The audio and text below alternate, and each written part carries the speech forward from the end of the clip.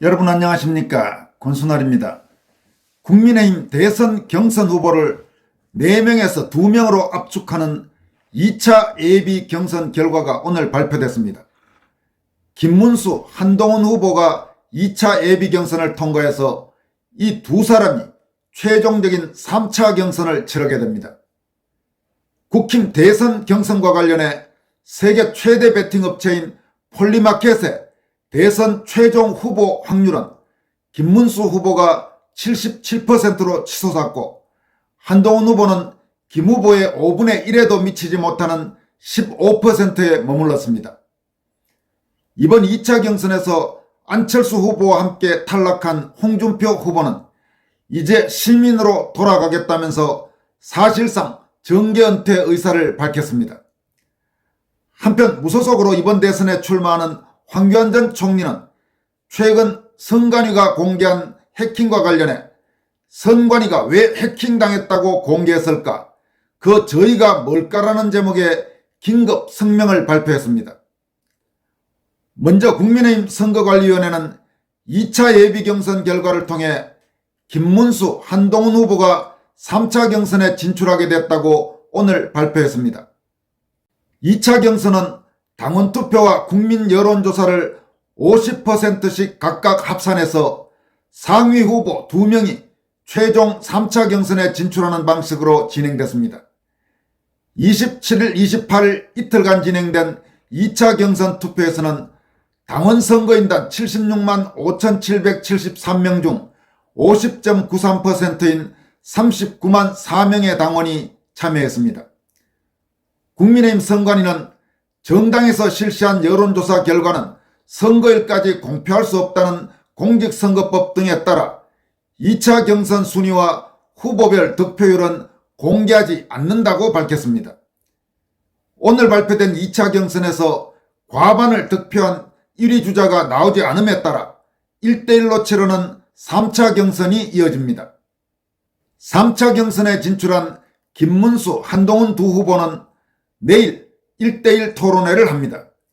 이어서 국민의힘은 최종 후보를 뽑기 위해 내달 1일과 2일, 즉 5월 1일과 2일 당원 투표 50%, 국민 여론조사 50%를 진행합니다. 이어서 5월 3일 경기도 고양시 킨텍스에서 열리는 전당대회에서 김문수, 한동훈 두 사람이 1대1로 치르는 3차 경선을 통해 최종 후보를 확정하기로 했습니다. 다만 다음 달 초 출마론이 나오고 있는 한덕수 대통령 권한대행 겸 국무총리와의 단일화 여부가 막판 변수로 작용할 것으로 전망됩니다. 이번 대선에 출마하려는 공직자의 사퇴 시한은 5월 4일인데 한덕수 국무총리는 5월 1일 또는 2일에 사퇴 후 대통령 출마 선언을 할 것으로 예상되고 있습니다. 한편 세계 최대 베팅 업체인 미국의 폴리마켓의 국민의힘 대통령 후보, 최종적인 대통령 후보가 누가 될 것 같으냐는 그 흐름에 따르면 김문수 후보가 급등하고 있습니다. 김문수 후보는 바로 얼마 전까지 대체로 1위이긴 했습니다만은 60% 안팎의 확률로 국민의힘 대선 후보가 될 것으로 그렇게 점쳐졌지만 최근 들어 77% 거의 80% 가까이로 급등하면서 별다른 이변이 없는 한 3차 경선에서 김문수 후보가 국민의힘 대선 최종 후보가 될 것이라는 그런 관측이 확산되고 있습니다. 반면 한동훈 후보는 그 확률이 20%를 넘어서 약 30% 가까이까지 갔다가 최근 들어서는 15%로 급락했습니다. 다시 말해서 김문수 후보가 국민의힘 최종 후보가 될 것이라는 확률은 급등한 반면 한동훈 후보가 최종 후보가 될 것이라는 확률은 급락하고 있는 것입니다. 실제로 이번 2차 경선에서 김문수, 한동훈 후보가 3차 경선에 진출하고 홍준표, 안철수 후보가 탈락함에 따라서 홍준표 후보를 지지했던 당원이나 혹은 국민의힘 성향 국민들의 표 중 상당수, 아마 압도적인 다수는 한동훈 후보보다는 김문수 후보로 쏠릴 가능성이 높습니다. 물론 안철수 후보를 지지했던 표는 상당수가 한동훈 후보로 갈 것으로 보입니다만은 안철수 후보의 지지율이 워낙 미미했기 때문에 특별한 변수가 없는 한, 그야말로 이변이 없는 한 3차 경선에서는 김문수 후보가 한동훈 후보를 제치고 국민의힘 대선 후보로 확정될 가능성이 높습니다. 물론 앞에서도 말씀드렸다시피 국민의힘 대선 후보로 확정된다고 해서 한덕수 대통령 권한대행 겸 국무총리의 출마가 거의 확실시되기 때문에 한덕수 씨와의 단일화라는 마지막 변수가 남아있기는 합니다만 일단 국민의힘 대선 후보 경선 절차에서는 별다른 이변이 없는 한 김문수 후보가 아주 유력한 상태가 되었다고 볼 수 있습니다. 이어서 살펴볼 소식은 이번 대선에서 부정선거 의혹 진상규명 그리고 반국가 세력 척결을 내세우면서 국민의힘을 탈당해 무소속 후보로 출마하겠다고 밝혔던 황교안 전 국무총리가 오늘 긴급 성명을 발표했습니다. 긴급 성명의 제목은 선관위가 왜 해킹당했다고 공개했을까? 그 저희가 뭘까? 이런 제목입니다. 황교안 전 총리는 오늘 발표한 긴급 성명을 통해서 다음과 같이 밝혔습니다. 중앙선관위는 과거 북한으로부터 해킹당했던 사실을 국정원 조사가 이루어지기 전까지 꽁꽁 숨겨왔습니다. 그랬던 중앙선관위가 어쩐 일로 며칠 전 선거 통제 시스템이 해킹당했다고 이실직고했습니다. 참으로 의아했습니다. 선거 통제 시스템은 선관위 말대로 투개표와는 전혀 상관없는 과거 정당별 투표율 등의 데이터를 보관하고 있는 시스템으로 그 데이터는 이미 다 공표된 것입니다. 이 시스템을 해커가 틀었다니 어지간히 할 일이 없구나 하는 생각을 지울 수 없었습니다. 그런데 해킹 전과 해킹 후 선관위의 데이터 테이블을 비교해보니 국내 선거인 수와 제외 선거인 수 항목 등의 구분이 없어진 것을 발견할 수 있었습니다. 즉 국내와 해외 유권자가 각각 몇 명인지 구분할 수 없도록 항목을 삭제함으로써 이제는 국내 투표율과 제외 투표율을 산정할 수도 없고 선관위 발표값이 정확한지도 검증할 수 없게 만들어버렸다는 것입니다. 이는 해외에서 반입되는 투표수를 누가 몰래 대폭 늘려도 그게 얼마나 되는지 티가 나지 않는다는 얘기가 됩니다.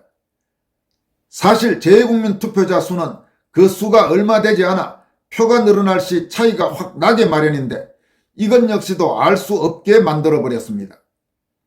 더욱 문제인 것은 사전투표와 당일투표 간 후보 득표율 차이 등 대수의 법칙 위배 등 통계적 계산도 정확히 하지 못하도록 하겠다는 악의도 보인다는 것입니다.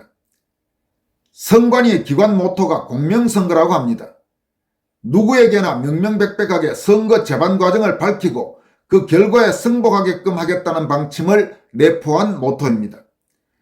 우리 국민들 대부분이 이러한 선관위를 믿고 언론도 웬만해서는 선관위의 권위를 인정해주는 논조를 유지하고 있습니다. 그런데 믿는 도끼에 발등 찍힌다고 선관위가 2020년 4.15 총선 때부터 본격적으로 저울 눈금을 속이기 시작하더니만 이제는 아예 대놓고 선거 관련 자료를 일반 국민들이 뭐가 뭔지 알아보지 못하게끔 해킹당했네 어쨌네 하며 데이터를 뭉개버렸습니다. 우리 국민 수준을 개돼지로 여기지 않는다며야 선관위가 어찌 이럴 수가 있습니까?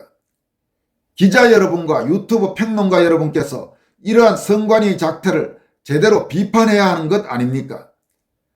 언론도 저 황교안을 그저 부정선거 전도사라고만 비아냥거리고 선관위는 아예 여론조사 기관들 목을 비틀어 황교안을 조사 대상에서조차 빼버리는 것까지야 참는다 해도 선관위가 저렇게 데이터를 감추는 것만큼은 결코 용서할 수 없습니다. 도둑은 훔친 물건을 자루 속에 한꺼번에 넣어 외부에서 훔친 물건들이 뭔지 못 알아보게 감춥니다. 선관위도 그동안 도둑질한 것과 또 앞으로 도둑질할 것이 눈에 띌까 두려워 데이터를 한 자루에 몽땅 썰어 넣어 감췄습니다. 선관위야말로 반국가 세력 중에 반국가 세력입니다. 이런 내용의 긴급 성명을 발표했습니다. 황교안 전 총리는 이 같은 성명 내용의 핵심을 다음과 같은 세 가지라고 밝히고 있습니다. 먼저 해킹 후 테이블에는 해킹 전 테이블에 있었던 국내 선거인 수와 제외 선거인 수 항목이 없어졌다. 두 번째로 선상투표 신고인 명부 등재자 수 항목이 없어졌다. 그리고 마지막으로 데이터는 묶어서 표시하거나 없애면 검증이 더욱 어려워졌다. 따라서 이건 개선이 아니라 개혁이다. 이렇게 강조하고 있습니다. 여러분, 선거관리란 것은 최대한 투명해야 됩니다. 누가 봐도 아무런 문제가 없다고 그렇게 인식할 수 있어야 되는 것이 바로 선거관리입니다.